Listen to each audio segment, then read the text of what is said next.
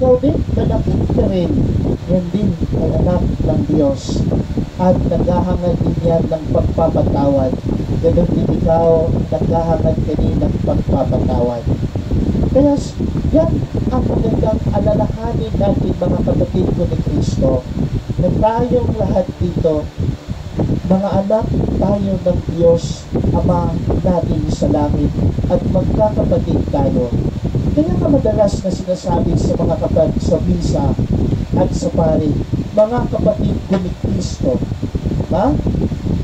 Bakit pa tayo nag-aalitan? Bakit pa tayo hindi nagpapatawaran? Na magkakapatid tayo at mga anak tayo ng Diyos. Yan ang unang paalala sa atin ng ating mahal na pong Jesus Nazareno sa ating Ebanghelyo ngayon. Mga anak tayo ng Diyos at magkakapatid tayo. Pangalawang paalala niya sa atin, sabi niya sa ating Ebanghelyo, huwag ninyo silang tularan dahil akala nila, ang mga hipil, na dinidinig ng Diyos ang mga panalangin nila dahil sa mga maraming mga salita ang kanilang sinasabi sa Diyos. Na ibig sabihin nito mga kapatid, be simple in your prayer. Ano ba talaga ang kailangan mo sa Diyos? Ano ba talaga ang gusto mong ipagdasal sa Diyos? Alam ko, bago kayo pumasok dito sa simbahan, madami na kayo mga baon-baon na panalangin sa Diyos. Diba? Amen? No? Marami na kayong kahilingan. Siguro nagaling na sa tahanan ninyo, sa mga bahay ninyo. Nag-iisip na kayo, sisimba ko sa Quiapo. Ganito ang hinihingi ko sa mahal na pong Nazareno. Naka-enumerate yan.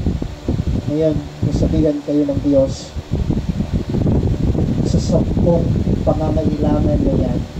Ano ba talaga ang gusto mong ilingin sa akin? Ha? Pero alam ng Diyos kung ano ang sapat, ano ang dapat, at ano ang nararapat para sa atin. Nakala natin ito yung gusto natin, pero hindi yan kagustuhan ng Diyos sa atin. May hinihingi tayo sa Diyos, pero minsan iba ang kanyang binibigay at pinagkaloob sa atin, sapagkat alam niya ang sapat, alam niya ang dapat, at alam niya kung ano ang nararapat sa atin. Sa atin lang manalig tayo na balang araw tutugon ng Diyos sa ating mga simpleng panalangin. Alam ko marami tayong mga litanya na gustong hilingin sa Diyos sa atin.